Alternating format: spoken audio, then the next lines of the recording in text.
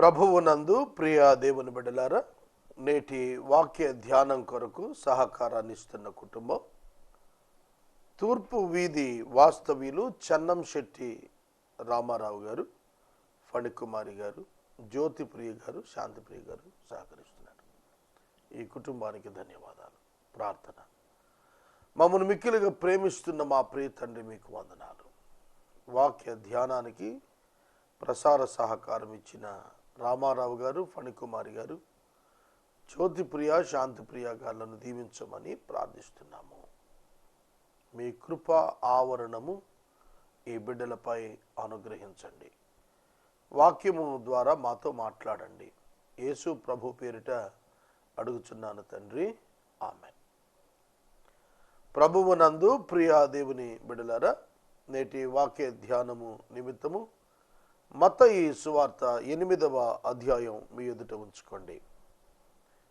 5వ వచనము నుండి 13వ వచనము వరకు గత రాత్రి మనం 2 ప్రసంగాలుగా ధ్యానం చేశాం. ఈ రాత్రి మరోసారి ఇందులో నేను కొన్ని విషయాలు మీ ముందుకు తేవాలని ఆశపడుతున్నాను. చాలా చిన్న ప్యాసేజ్, చాలా చిన్న వృత్తాంతం, కానీ ఎన్ని అద్భుతమైనటువంటి ఆలోచనలు, దీవెనకరమైన తలంపులు ఉన్నాయి. దీనిలో నేను గమనించిన ప్రధానమైనటువంటి అంశాలు ఏమిటనగా, ఒక క్రైస్తవునిగా మనం ఏమి గుర్తించాలి, ఏం చేయాలి? ఇందులో నెంబర్ 1, రిలేషన్షిప్, సంబంధాలు ఎలా మనం పెంపొందించుకోవాలి, ఎలా కాపాడుకోవాలి, విలువలు ఎట్లా మన జీవితాల్లో నింపుకోవాలి అనేది ఇందులో నేను గమనించాను. శతాధిపతి అన్యుడు, రోమియుడు, 100 మంది సైనికుల మీద అధికారి, అథారిటీ ఉంది ఆయనకు, కొన్ని పవర్స్ ఉన్నాయి, ఎంప్లాయ్మెంట్ని బట్టి, ఉద్యోగాన్ని బట్టి. సమాజంలో గొప్పవాడు. అట్లాంటి వాడు తన దాసుని గుర్చిన మొర ప్రభువునొద్దకు తీసుకుని వస్తున్నాడు. వాల్యూ బేస్డ్ లైఫ్, విలువలు అనేటువంటి అంశం ఇవాళ 21వ శతాబ్దంలో మనం చాలా తక్కువగా చూస్తున్నాం. విలువలు లేవు, పతనమైపోయాయి. రోల్ మోడల్స్గా ఉండాల్సినటువంటి వ్యక్తులు విలువలకు తిలోదకాలు ఇస్తున్నారు, వాటిని వదిలిపెట్టేస్తున్నారు. అందుకే యంగర్ జనరేషన్స్కి విలువలను గూర్చిన ఇన్స్ట్రక్షన్ పాస్ ఆన్ కాలేదు, చేరలేదు. ఇలా బ్రతకాలి, వీళ్ళు మాకు ముందు ఇలా బ్రతికి చూపించారు అనేది లేదు. ఈ మధ్యన నేను కొంతమంది ఉపాధ్యాయులతో మాట్లాడుతున్నాను. కొంతమంది అందులో సీనియర్ ఉపాధ్యాయులు ఉన్నారు, జూనియర్ ఉపాధ్యాయులు ఉన్నారు, లేటెస్ట్గా డీసెట్లో వాటిల్లో వచ్చిన వాళ్ళు ఉన్నారు. ఆ దినాలలో అని ఒక ఆయన ప్రారంభించి ఒక పద్యాన్ని చెప్పాడు, తెలుగు పద్యాన్ని. ఆయనకి 60 ఏళ్ళు 70 ఏళ్ళు ఉంటాయి. వాళ్ళ తెలుగు మాస్టారు వారి బాల్యంలో ఎలా దాన్ని నేర్పించాడో ముద్ర వేయబడి ఆయన ఎక్స్ప్లెయిన్ చేశాడు. అదే పద్యాన్ని మరో తెలుగు ఉపాధ్యాయుడు రీసెంట్గా జాబ్లోకి వెళ్ళిన ఆయన అసలు చెప్పలేకపోయాడు.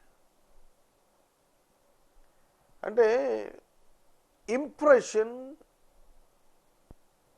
ఒక ముద్ర అనేది, ఒక విధానం అనేది, ఒక విలువలు అనేవి ప్రొఫెషనల్గా రెడ్యూస్ అయిపోతున్నాయి అనేది ఉపాధ్యాయ వర్గాల్లో ఉన్నటువంటి కొద్దిమంది చెప్పారు. అలాగే మెడికల్ వర్గాల్లో. నేను ఎందుకు ఈ అంశాన్ని సామాజికంగా మరొకసారి మీ ముందుకు తెస్తున్నానంటే, యేసు జీవించిన దినాల్లో శతాధిపతి ఇంట ఉన్న దాసుడు ఖచ్చితంగా అన్యుడై ఉంటాడు.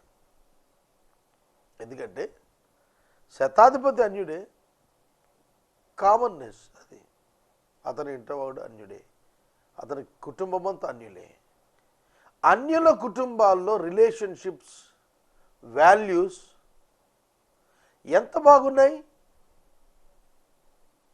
when Jesus comparing those values with the families of the nation Israel, ఇశ్రాయేలు తక్కువగా కనపడింది. కనుక మనం చూస్తున్నప్పుడు విలువలు అనేవి చాలా ప్రధానమైనటువంటివి. వీటిని దేవుని పిల్లలు దైవత్వంతో మరింత సొగసైన రీతిగా, పరిమళభరితంగా సమాజానికి అందించాలి.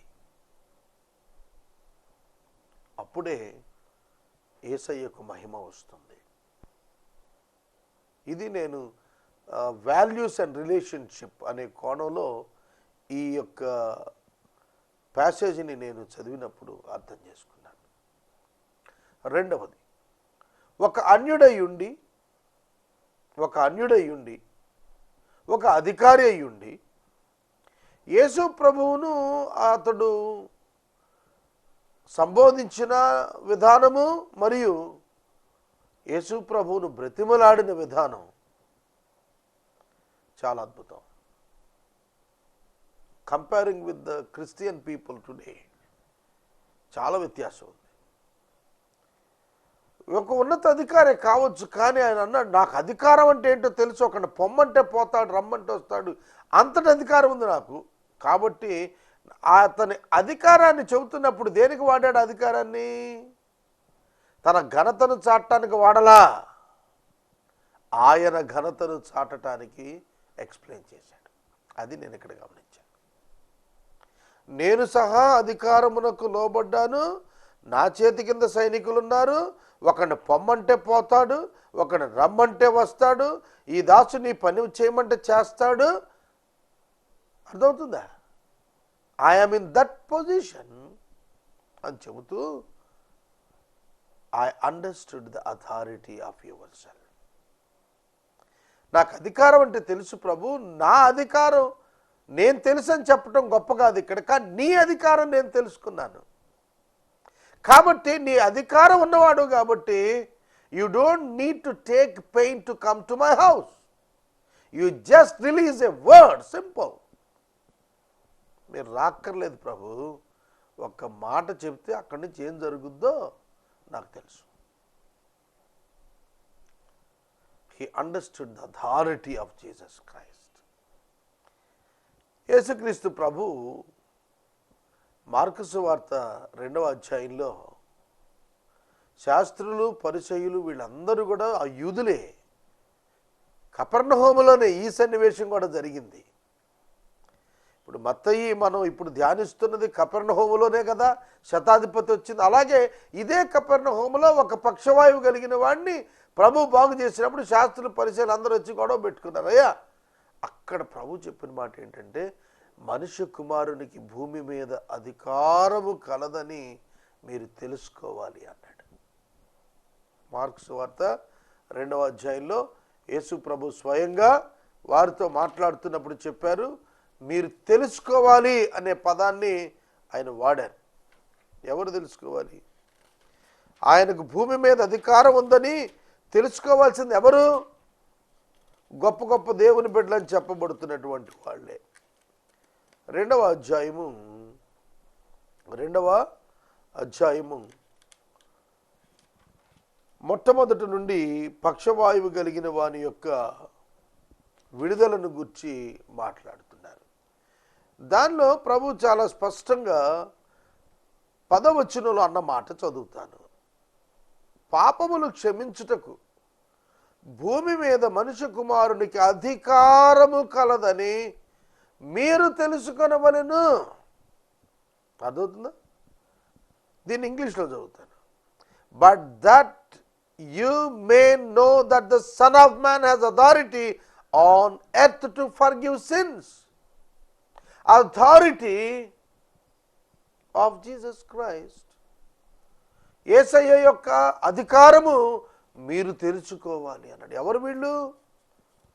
ఎవరండి వీళ్ళందరూ కూడా? చాలా పెద్ద పెద్ద గొప్ప గొప్ప వాడు. 6వ వచనం అన్నాడు, శాస్త్రులలో కొందరు అన్నాడు. శాస్త్రులు అంటే స్క్రైబ్స్, ధర్మశాస్త్ర ప్రతులను లిఖించేటువంటి శాస్త్రులతో అన్నాడు, నాకు అధికారం ఉంది భూమి మీదని మీరు తెలుసుకోవాలన్నాడు. వీళ్ళు యూదులు, శాస్త్రులు యూదులు. అదే కపెర్నహూములో ఒక అన్యుడు, ఒక శతాధిపతి యేసు పాదాల దగ్గరికి వచ్చి అంటున్నాడు, నువ్వు మాట మాత్రం సెలవి చాలు. అదే కపెర్నహూములో శాస్త్రులు అడుగుతున్నారు, same patient, both were paralysed people. అన్యుడైన శతాధిపతి వచ్చింది పక్షవాయుతో బాధపడుతున్న వాడిని. మార్క్ 2లో ప్రజల మోసుకొచ్చింది పక్షవాయుతో బాధపడుతున్న వాడిని. మాటతోటే మార్కు 2లో కూడా, కుమారుడా నీ పాపాలు క్షమించబడ్డాయి, నువ్వు పరిపెత్తుకొని నడువని చెప్పాడు. అంతే. అక్కడ మాటే, ఇక్కడ మాటే. కానీ యూదులు ఆయన అధికారాన్ని గురించి తెలుసుకోలేకపోయారు. ఈ దినాన క్రైస్తవులలో ఎంతమందికి ఆయన అధికారాన్ని గురించి తెలిసింది? ఆయన అధికారం గురించి తెలిసింది. నా జీవితంలో, నా ఆత్మయందు ఆయన అధికారాన్ని గురించిన సంపూర్ణమైన అవగాహన దైవకృప చేత నేను కలిగి ఉన్నాను. వాక్యంలో అంటాడు, మనుషులందరూ నీ వశములో ఉన్నారు అని అంటాడు భక్తుడు. All the human beings are under the authority of God. God is in control of everything. దేవుని యొక్క హస్తములో సమస్తం ఉందండి. సకల శరీరాత్మలకు ఆధారమైన వాడు మన దేవుడు. ఆయన యేసు నరావతారిగా ఈ భూమి మీద సంచరించాడని ఒక అన్యుడు తెలుసుకున్నాడు, యూదులు తెలుసుకోలేకపోయారు. What about today's Christianity? Pastors గురించి, ఎవాంజలిస్టుల గురించి ఎంత తక్కువగా మాట్లాడబడటం వింటున్నాం సమాజంలో. క్రిస్టియన్ ఆఫీసర్స్ గురించి ఎంత అవమానంగా మాట్లాడటం ప్రజలు మాట్లాడటం వింటున్నాం. బ్రైబరీ. క్రైస్తవ సమాజాన్ని గురించి బయట ప్రజలు ఎట్లా మాట్లాడుతున్నారో వింటున్నాం. ఏమర్థమైంది మనకి బైబిల్? కనుక నేను మరొక మాటగా చెబుతున్నాను, అథారిటీ ఆఫ్ జీసస్ క్రైస్ట్, యేసు యొక్క అధికారాన్ని చెప్పటానికి, గుర్తించానని చెప్పటానికి నేను అధికారం కలిగి ఉన్నాను, నాకు తెలుసు అని చెప్పాడు తప్ప. కాబట్టి నువ్వు ఎప్పుడైనా నాకు ఏ విషయం తెలుసు, నాకు అవేర్నెస్ ఉందని అన్నప్పుడు ఆ గొప్ప ప్రభువు యొక్క సర్వజ్ఞానం బట్టి సంతోషించి, ఆనందించి, అతిశయించి, మహిమపరిచి ఆ అనుభవం తెలుసుకోవటానికి జ్ఞానం అంటే ఏంటో నువ్వు అర్థం చేసుకోవాలి. రెండవ మాట నేను దీన్ని గ్రహించాను. తరువాత అతడు కనపరిచిన విశ్వాసం యేసు మాట్లాడారు. ఎక్కడ మీరు చూడండి, ప్రభువా మాట మాత్రం సెలవివ్వు, నా దాసుడు స్వస్థపడతాడని నాకు తెలుసు అన్న వెంటనే యేసు ప్రభువు మాట్లాడిన మాట ఏమిటంటే, ఇతని విశ్వాసం చాలా గొప్పదన్నాడు. కనుక ఇన్నర్ హార్ట్, అంతరంగము దేవునికి ఎరుక. యోహాను 2లో చివరి వచనంలో చెప్తాడు, యోహాను 1 చివరిలో చెప్తాడు, ఏ మనుషుని గూర్చి మరొకడు దేవునికి చెప్పవలసిన పని లేదు, ఆయన అందరి హృదయములను ఎరిగినటువంటి వాడు. పేతురు నీళ్ల మీద నడుస్తూ గాలిని చూచి మునిగిపోయినప్పుడు యేసు అన్నమాట, అల్ప విశ్వాసి ఎందుకు సందేహపడితివి? అల్ప విశ్వాసి, అవిశ్వాసి అనలేదు సుమా పేతుర్ని. షార్ట్ ఇన్ ఫెయిత్, విశ్వాసంలో ఎందుకు అల్పునివయ్యావు? ఒక అపోస్టల్ స్థాయిలో ఉన్నవాడు విశ్వాసంలో అల్పంలోనికి వెళ్ళాడు. ఒక అన్యుని స్థాయిలో ఉన్నవాడు విశ్వాసంలో గొప్ప ప్రదర్శన చేయగలిగాడు. కనుక అన్యుడా, యూదుడా, అపోస్తలుడా, గొప్పోడా, ఘనుడా, బీడియా, రెవరెండా, డీడియా, బిషప్పా, రైటా, లెఫ్టా, నో, ఏమీ లేదు. Your faith in God is accountable. మనం దేవుని యందు ఉంచే విశ్వాసాన్ని బట్టి మన జీవితం, మన యొక్క శక్తివంతమైన జీవితం క్రైస్తవ్యంలో ఆధారపడి ఉంటుంది. Depending on God for everything. Jammu Kashmir missionary నాతో ఒక చాట్ చేస్తున్నప్పుడు చెప్పాను, ట్రస్ట్ ఇన్ జీసస్ ఓన్లీ. ఆయన యందే విశ్వాసం ఉంచు, నమ్మిక ఉంచమని రాశాను. 25 సంవత్సరాల సేవా జీవితంలో నేను అర్థం చేసుకున్నది ఒక్కటే, నమ్మదగిన వాడు యేసు మాత్రమే. మిగిలిన వారు నమ్మదగిన వారుగున్న కొద్ది పరిమితులతో మాత్రమే. కనుక ఈ శతాధిపతి యేసునందు ఉంచిన విశ్వాసము ఎంత గొప్ప విశ్వాసం అంటే, ఆయన ఆశ్చర్యపడేటువంటి విశ్వాసము. బైబిల్ గ్రంథంలో చాలా సందర్భాల్లో ఆశ్చర్యాన్ని కలిగించేటువంటి విశ్వాసాలు ఉన్నాయి, పనితీరులు ఉన్నాయి. మాసిదోనియన్స్ గివింగ్ గురించి పౌలు కొరింథీ సంఘానికి రాస్తున్నప్పుడు, వీరింతగా చేయుదురని నేను అనుకొనలేదు, అబ్బురపడ్డాం, ఆశ్చర్యపడ్డాం వారి దాతృత్వానికి. వారు నిరుపేదలైనను బ్రతిమలాడి కానుకలు ఇచ్చి తీసుకోమన్నారంట. సాధారణంగా బ్రతిమలాడి తీసుకుంటారు, కానీ బ్రతిమలాడి ఇచ్చేవారు ఎక్కడున్నారు? అయ్యా అయ్యా ఈ 1000 చందా పట్టుకెళ్ళయ్యా, ఈ 2000 చందా పట్టుకెళ్ళయ్యా, ఈ 10,000 చందా పట్టుకెళ్ళి బ్రతిమలాడేవాడు ఎవడున్నాడు?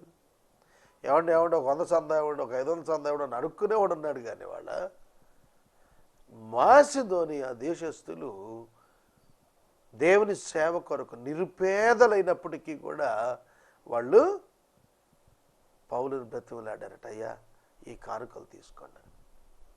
వారి పేదరికంలో వాళ్ళు ఇస్తుంటే, పౌలు బాగా బ్రతికి ప్రభువులోకి వచ్చినవాడు కదా, లోకంలో బాగా ధనవంతుడి గుండి వచ్చినవాడు.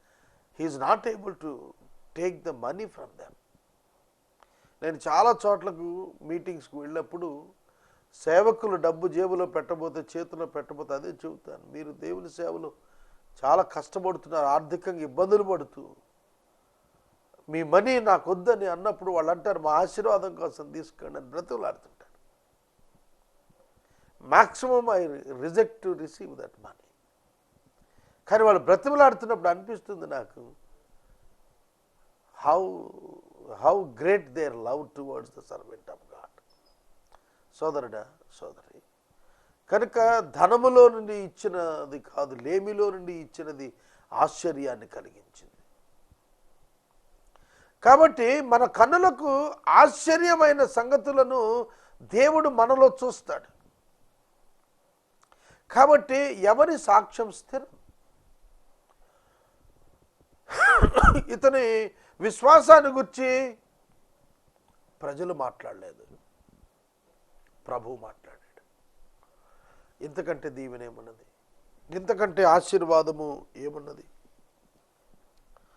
ఇశ్రాయేలులో ఎవరికైనాను ఇంత విశ్వాసం ఉన్నట్లు నేను చూడలేదని చెప్పాడు. అలాగే యోహాను సువార్త 1వ అధ్యాయంలో మనకు నతానియేలును గురించి మాట్లాడుతున్నప్పుడు యేసు ప్రభు ఒక మాట చెప్పాడు. యోహాను సువార్త 1వ అధ్యాయంలో నతానియేలు అనే ఆయన ఫిలిప్పుతో మాట్లాడుతున్నప్పుడు, ధర్మశాస్త్రంలో మోషే ప్రవక్తలు చెప్పిన వాడిని నేను కనుగొన్నాను అని అంటే, ఎవరైనా ఎక్కడుంటే నజరేయుడైన యేసు అని చెప్పాడు. దానికి అతను అడిగింది ఏంటంటే, నజరేతు నుండి మంచిది ఏదైనా రాగలదా అని ఫిలిప్పుని అడిగాడు నతానియేలు. యేసు మాట్లాడుతూ చెప్పిన మాట, ఇదిగో ఇతడు నిజముగా ఇశ్రాయేలీయుడు, ఇతని యందు ఏ కపటము లేదని అతనిని గురించి చెప్పాను. చూసారా, యేసు చెప్పిన మాట ఏమిటంటే, ఇతడు కపటము లేనివాడు. కపటము అనే పదం అంతరంగ సంబంధమైంది, బయటికి తెలిసేది కాదు. అది కొన్ని గుణాలు, మొహమాటము, కపటము, మంచితనము, దయాళుత్వము, దీర్ఘశాంతము, ఇవన్నీ ఉన్నాయి. కానీ ఏమీ కనపడవు, కంటికి కనిపించేవి కాదు ఇవి, కానీ ప్రదర్శింపదగినవి. పనుల్లో అర్థమవుతుంది. కొందరు జంతువులకి గడ్డి పెట్టడం, పాలు పోయటం, వాటిని జాగ్రత్త శుభ్రం చేసి ఎంత పోతదై ఉంది వీళ్ళకి అంటారు. అంటే ఒక్కొక్క పనిలో ఒక్కొక్క భావన తెలుస్తుంటుంది. నతానీయేలుని గురించి ప్రభు చెప్పినప్పుడు నిజంగా ఇతడు కపటం లేనివాడు ఇశ్రాయేలీల్లో అన్నప్పుడు అతడు ఆశ్చర్యపడ్డాడు. దానికి నీకు ఎట్లా తెలుసు, నువ్వు అంజూరపు చెట్టు కింద ఉన్నప్పుడే నేను నిన్ను చూశాను అన్నాడు. ఆయనకు దాగినది ఏది లేదు. అది ఎవరికి సాధ్యం అంటే దేవునికి మాత్రమే. అర్థమవుతుందా ఇంతవరకు నేను చెప్తుంది ఏమిటో? యేసు దేవుడు అనేది శతాధిపతి గుర్తెరిగాడు ఒక అన్యుడిగా, నతానీయేలు గుర్తెరిగాడు ఒక యూదుడిగా. ఇవాళ ఎంతమంది గుర్తెరుగుతున్నారు యేసు దేవుడని? క్రైస్తవులందరూ ఒక మనిషిని దేవుడని చెబుతున్నారని బోధలు చాలా చేస్తున్నారు. నేను 15 సంవత్సరాలుగా వాక్యం చెబుతూ రీసెర్చ్ వైపు నడిపించబడుతున్నానని చెప్పాను మీకు. ఈ మధ్య నన్ను వాక్య ధ్యానం వైపు పరిశుద్ధాత్మ దేవుడు బలంగా నడిపిస్తున్నాడు. నేను దాని కొరకు అంకితం చేసుకోవాలనే భావనలో ఉన్నాను ఇవాళ. సోదరులారా, సోదరులారా, దేవుని ఎరుగట నిత్య జీవము, ఆయన పంపిన కుమారుని యందు విశ్వాసం ఉంచుటయే నిత్య జీవము అని వాక్యం చెబుతోంది. ఈ శతాధిపతి యేసునందు విశ్వాసం ఉంచాడు. శతాధిపతి బాప్తిసం తీసుకున్నట్టుగా కానీ, మందిరానికి వెళ్తున్నట్టుగా కానీ, సువార్త కోటాలు పెట్టినట్టు కానీ, సినగోగురికి వెళ్ళినట్టుగా కానీ ఎక్కడ రాసిలేదు. కానీ అతడు విశ్వాసి అనేది డంకాపదంగా పరిశుద్ధాత్మ దేవుడు చెబుతున్నాడు. How God measures the hearts of the people is different from the men. మనుషులు లెక్కించేది వేరు. మనం అంటాం, సార్ ఈ మధ్యనే బాప్తిజం తీసుకున్నాడండి, ఈ మధ్యన ఆత్మాభిషేకం పొందాడండి, ఈ మధ్యనే సేవకు వచ్చాడండి. People looks at the works, but God looks at the hearts. దేవుడు హృదయాలు చూస్తాడు, నీ పనులు కాదు, నీ వేషం కాదు. నా వేషం చేత దేవుడు మోసపోడు, నా వేషం చేత దేవుడు మోసపోడు. నేను బిషప్ కాన్సక్రేషన్ తీసుకున్న తర్వాత ఎప్పుడు కూడా అంగీ వేసుకోలేదు. చాలామంది అడిగారు నన్ను, మీరు ఎందుకు వేసుకోలేదు అని అడిగారు. నేను వాళ్ళకి చెప్పాను, I am on the job of bishop. Bishop అనే దాని యొక్క పనితీరును తీసుకున్నాను, నేను సేవను తీసుకున్నానని చెప్పాను. నేను ఎవరితో గుర్తింపబడాలని ఆశించలేదు. మీరు గమనించుంటారు, ఏసే పరిష్కారంలో నేను ఆ టైటిల్లో బిషప్ అని పేరు కూడా రాయను నేను. It is a duty of myself given by God to me. దేవుడు నాకు ఇచ్చిన పనిలో అది బాధ్యతగా తీసుకున్నాను నేను. ఓవర్సీయింగ్ ద చర్చెస్ అనేది నేను తీసుకున్నటువంటిది కనుక ఖచ్చితంగా మిషన్ ఎస్టాబ్లిష్ అవుతుంది, ఎక్స్పాండ్ అవుతుంది. I know that sincerely I'm telling you. కనుక ఈ వ్యక్తి యొక్క విశ్వాసము యేసు గుర్తించాడు.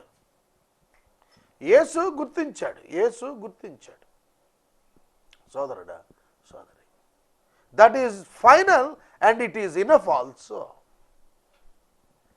కనుక మనుషులు గుర్తించినప్పుడు నువ్వు శతాధిపతివి, నువ్వు రోమియుడివి, నీ సిటిజన్షిప్ ఏంటి అని క్వశ్చన్ వేస్తారండి.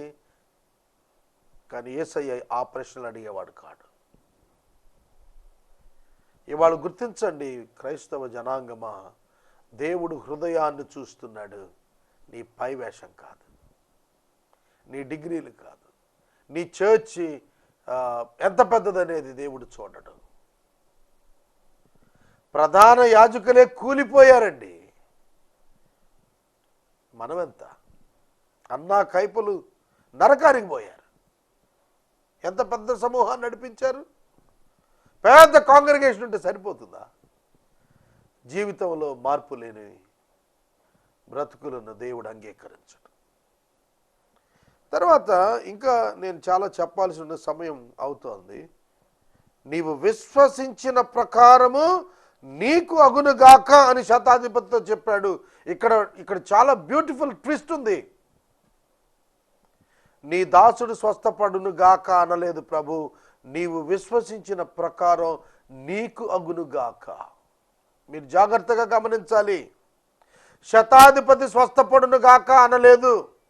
You will be comforted because your servant is going to receive the health. నీ సేవకుడు స్వస్థత పొందుట వలన కలుగు ఆదరణ నీకు దొరుకును గాక. కానీ what Jesus is promising here? ఏమిటి ఆయన ఇక్కడ వాగ్దానం చేస్తోంది? Comfort to the Centurion by the health procured by the servant of centurion. శతాధిపతి యొక్క దాసునికి స్వస్థతను బట్టి దుఃఖ నివారణ శతాధిపతి పొందినట్లుగా శతాధిపతిని కనికరించాడు దేవుడు. శతాధిపతి విశ్వాసమును బట్టి, శతాధిపతికి కలిగిన దుఃఖమును బట్టి, శతాధిపతికి కలిగిన నిరాదరణ బట్టి, శతాధిపతి హృదయాన్ని కలిగిన గాయాన్ని యేసు మాన్పుటకు ఆ దాసునికి స్వస్థత ఇచ్చునట్లుగా ఆయన కృప చూపి, నీవు కోరినట్లుగా విశ్వసించినట్లుగా నీ కగునుగాక అన్నాడు. నీ కోరిక ప్రకారం కాదు, నీ విశ్వాసం ప్రకారం అవుతుందన్నాడు. Right, see the difference here. ఇక్కడ నీ కోరిక జెన్యూన్, దాన్ని బట్టి దేవుడు రెస్పాండ్ అవ్వడు. యువర్ ఫెయిత్, నీ విశ్వాసాన్ని బట్టి ఆయన రెస్పాండ్ అవుతాడు. అర్థమవుతుంది? శతాధిపతి వ్యాధిగ్రస్తుడై ఉన్నాడయ్యా, బాగు చేయి. శతాధిపతి తన దాసుడు వ్యాధిగ్రస్తుడై ఉన్నాడు, బాగు చేయి అని అడగట్లా.